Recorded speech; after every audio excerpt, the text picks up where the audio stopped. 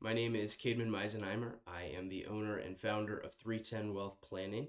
We are a full service financial planning firm for business owners and their families. I wanted to make this really quick video. It's not going to be really quick, full disclaimer. Knowing me, I like to talk a lot. I wanted to make this video with no cuts, no filters, no fancy editing, just you and me talking one on one, going through this free resource that I have called the Financial Vision Organizer. This financial vision organizer is a tool that I use with my clients. We go through this process during our financial plan creation. And I figure in the spirit of transparency and no gatekeeping, I would give this to you as a free model to help you organize your financial life, get on the same page with your family about your finances and all of that. So, I wanted to first give you a quick view of what this thing even looks like. So when you see the PDF, it might look a little bit crazy. The first thing that you're going to notice is that there is a label up here at the top, the blank family. This is because this is a financial tool that is personalized to you. This is not something that is blanketed financial advice that everybody can implement. This is a specific tool ready for you and your family to take advantage of. Second thing you're going to notice is that there's two parts. There's the first part up top, and then there's the second part down below.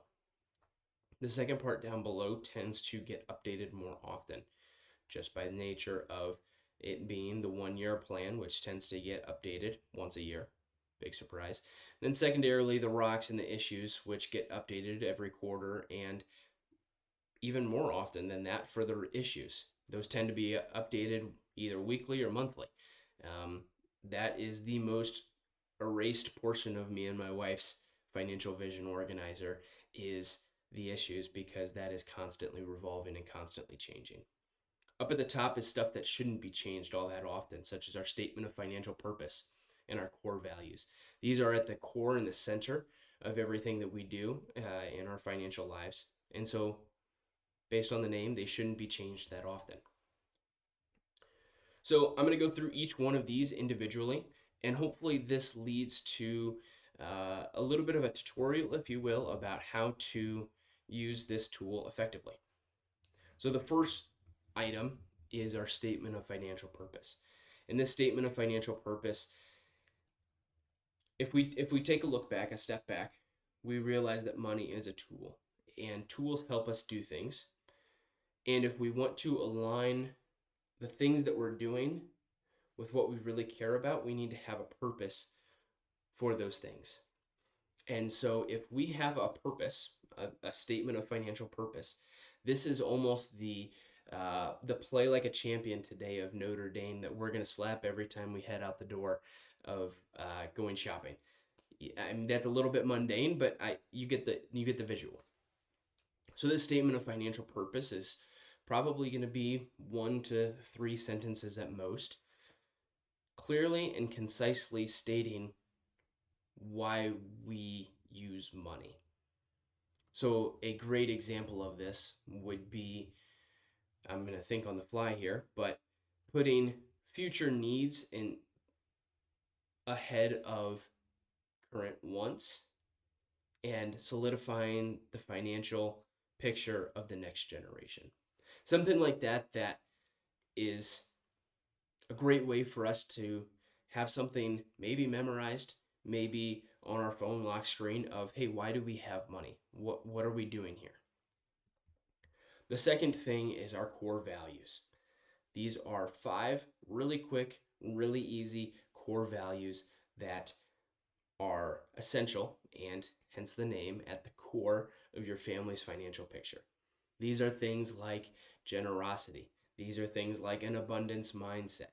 Something like that derives all of our financial decisions. Third is our 10-year vision. Now, this might be very similar to our statement of financial purpose, but it is a little bit different. Think, where do I want to be in 10 years? And how can I summarize that in a sentence? Now, by nature, these will look very similar to your statement of financial purpose, but it will be slightly different, maybe a little bit more specific. The third one is the financial impact.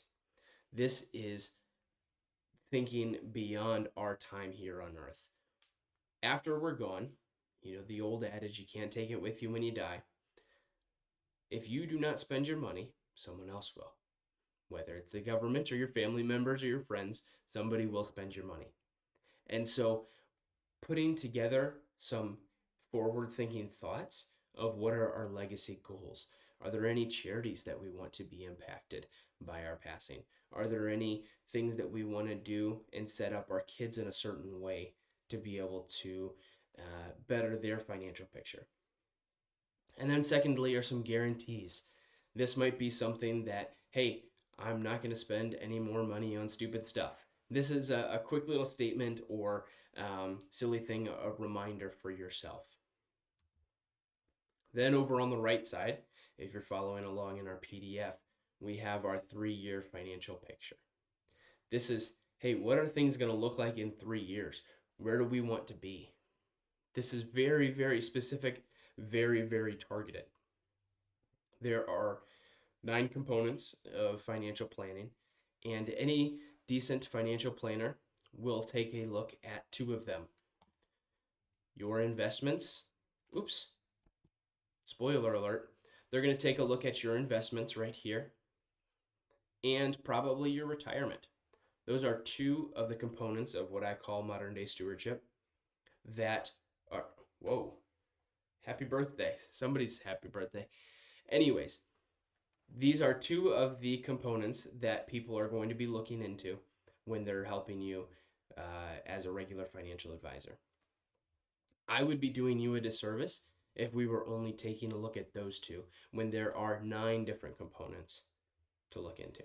The first being cash flow, the second being retirement, debt, life planning, tax, investments, insurance, your estate or legacy, and generosity.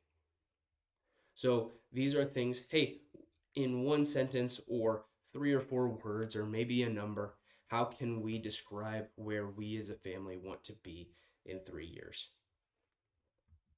Moving on down to the bottom, we've got our 1-year plan. These are 1-year goals that we want to have. What does our life look like 1 year from now? Pretty self-explanatory.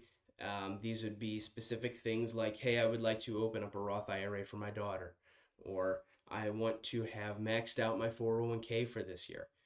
Good, solid, smart, specific, measurable, attainable, reachable, and what's the T?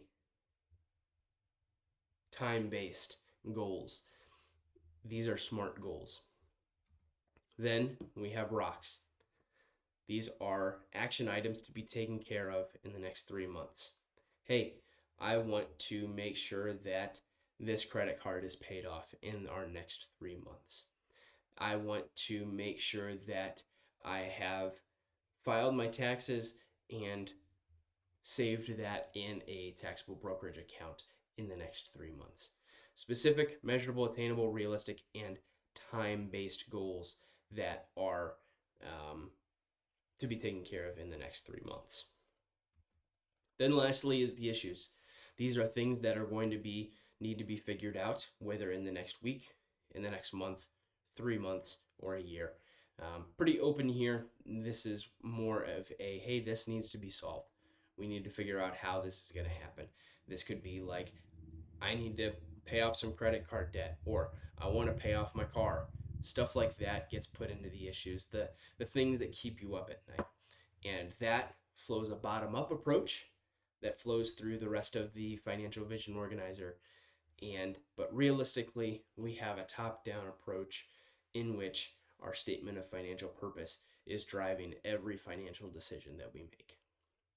So hopefully that this was a helpful video for you to go through this free resource. I hope and I pray that this is valuable for you and your family as you navigate the crazy world that is finances.